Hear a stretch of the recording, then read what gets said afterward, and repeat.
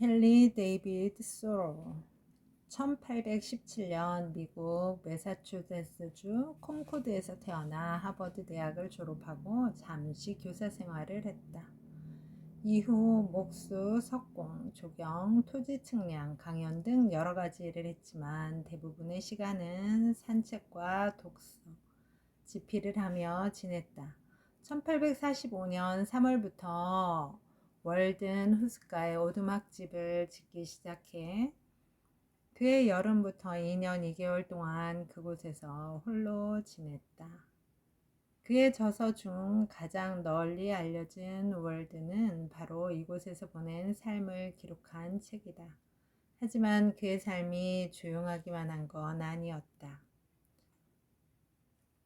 수로는 사회 문제에 대해 늘 민감하게 반응했는데 1846년 7월에는 멕시코 전쟁에 반대하며 인두세 납부를 거부하다가 투옥되기도 했다. 이때의 경험은 시민 불복종에 생생히 담겨 있다. 보랏빛 풀 8월 20일쯤 되면 숲이나 늪지 어디를 가도 가을이 왔음을 실감한다. 이 즈음은 들비누리가 가장 아름다운 시기다. 그 풀은 색이 선명하여 시선을 끌었는데 노부단 꽃처럼 그렇게 밝은 빛깔은 아니고 좀 더 우두둔 보랏빛이어서 마치 근처에 있는 블랙베리 물이 짙게 밴 것 같았다. 온대 지역에서 자라는 빨간색 식물이라면 무엇이든 보기 좋다. 빨강은 색 중에서 으뜸이다. 빨간색 식물은 우리의 피에 말을 걸어온다.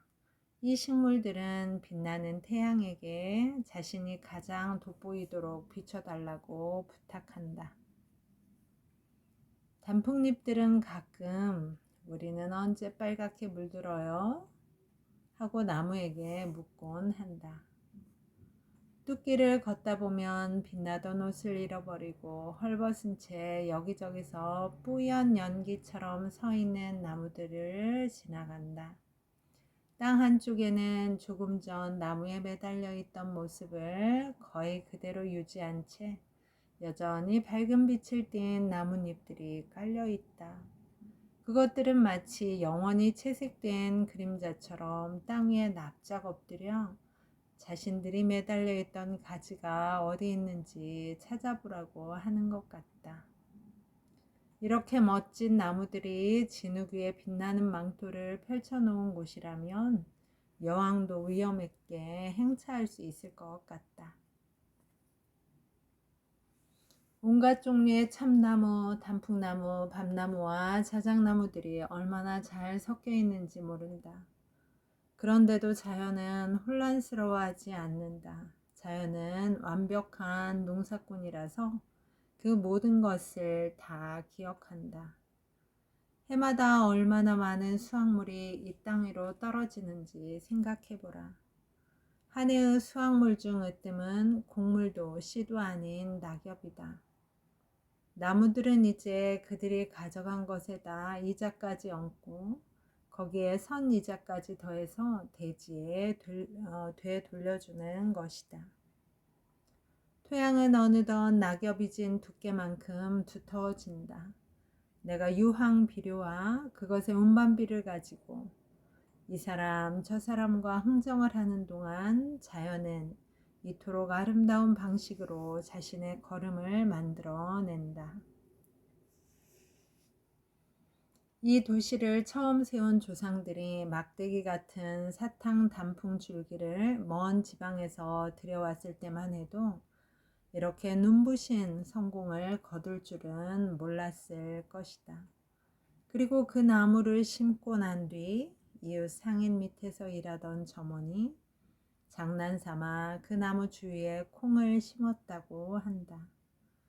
그때는 농담 삼아 콩 버팀대라고 불리던 나무가 지금은 우리 마을 거리에서 가장 눈에 띄는 아름다운 나무가 되었다.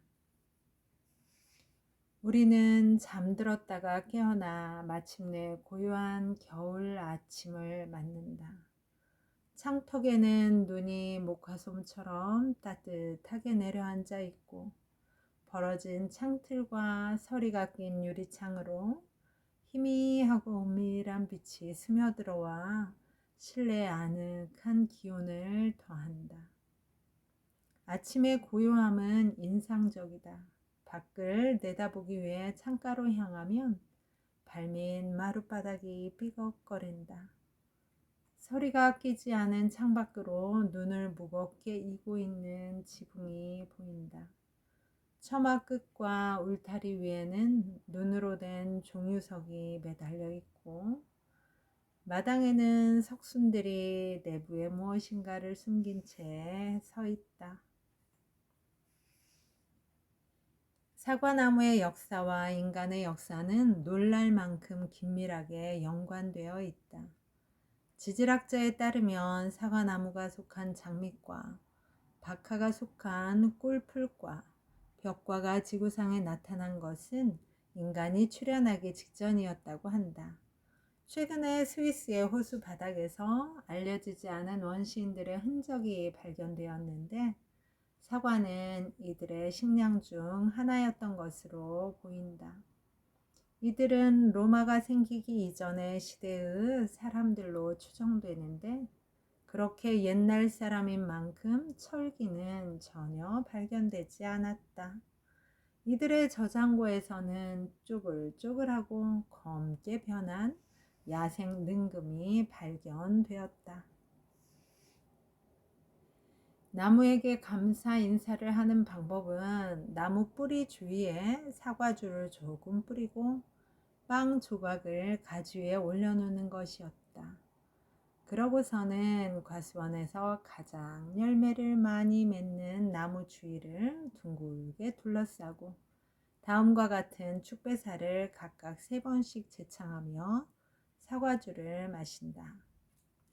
여기 있는 우리 사과나무를 위해 건배 싹 트고 꽃 피우고 많은 사과를 맺어주길 바라며 챙 달린 모자 가득, 챙 없는 모자 가득, 한 자루, 두 자루, 자루마다 가득, 그리고 내 주머니에도 가득하길 만세.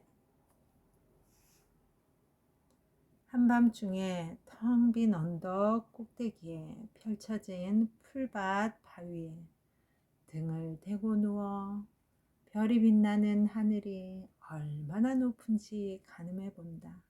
별은 밤의 보석이다. 낮에 보이는 그 무엇보다 더 아름답다. 16세기 활동한 프랑스 시인 뒤바르타의 시를 영국 시인 실베스터가 번역한 것을 여기에 옮겨본다.